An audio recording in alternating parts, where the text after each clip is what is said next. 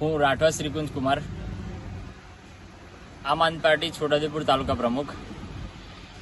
જે હાલમાં ચાલી રહ્યું છે જિલ્લા પંચાયત અને તાલુકા પંચાયત, લગભગ છોટાઉદેપુરમાં ભારે બહુમતીથી અમે જિલ્લા પંચાયત અને તાલુકા પંચાયતની સીટો કાઢી છે. ત્યારે છોટાઉદેપુર તાલુકામાં જે ભારતીય જનતા પાર્ટી અને આમ આદમી પાર્ટી વચ્ચે જે ટાઈનો માહોલ બન્યો છે તાલુકા પંચાયતમાં, ત્યારે ભારતીય જનતા પાર્ટી છેલ્લા 20 દિવસથી અમારા 13 સભ્યોમાંથી 1-2 ને તોડવા માટે જે પ્રયત્નો કરી રહી છે. ત્યારે અમારા ઈમાનદાર અને સાચા 13 સભ્યો એમની સાથે કોઈ પણ વાર્તાલાપ કર્યા વગર નિષ્પક્ષ રહીને આમ આદમી પાર્ટીને ટેકો કરી રહ્યા છે. ત્યારે જ્યારે કાલે સાંજે અમે છોટાઉદેપુરથી બોરદલી સાઈડ અમે અમારી બેઠક સંગઠનની બેઠક પતાવીને ઘરે જતા હતા, ત્યારે મારી ગાડીમાં 2 ઉમેદવાર હતા અને અમારી જોડે બીજા એમને સાથી મિત્રો હતા.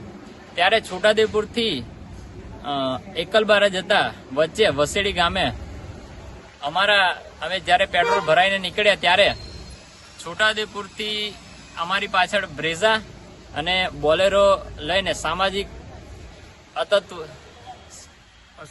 અસામાજિક તત્વોએ અમારા પર જીવલેણ હુમલો કર્યો અને બ્રેઝા ગાડી આગળથી અને બોલેરો ગાડી પાછળથી ઠોકીને અમારી ગાડીને નુકસાન પહોંચાડ્યું અને ધારદાર તીક્ષ્ણ હથિયાર લઈને અમારી પાછળ જીવલેણ હુમલો કર્યો અને ગાડી અમારી તોડી નાખી.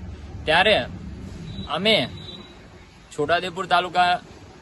છોટાઉદેપુરની પોલીસને અમે આજે અરજી આપી છે. અમારી નમ્ર અપીલ છે કે અમારી અરજી FIR ઉપર કડક કાર્યવાહી કરે અને આ સામાજિક તત્વો પર કાયદેસરની કાર્યવાહી કરે અને લોકશાહી બચાવવાનું એક સારું કામ કરે.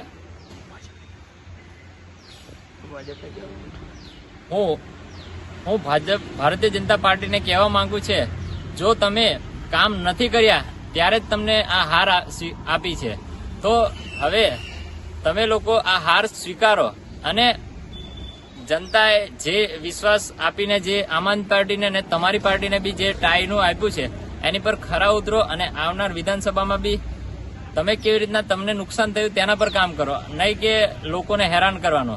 આ તમારા આ સામાજિક અતત્વના કારણે જ તમે હાર્યા છે. તો ભારતીય જનતા પાર્ટીને મેં એ જ કહેવા માંગુ છું કે હવે આ બધા ધંધા છોડો અને લોકોની સેવામાં પડો, તો તમારું આગળ ભવિષ્ય ચાલશે. બાકી આજ વખતે 13 ટાઈ થયેલી છે, બીજી વખત સુપડા સાફ થઈ જશે.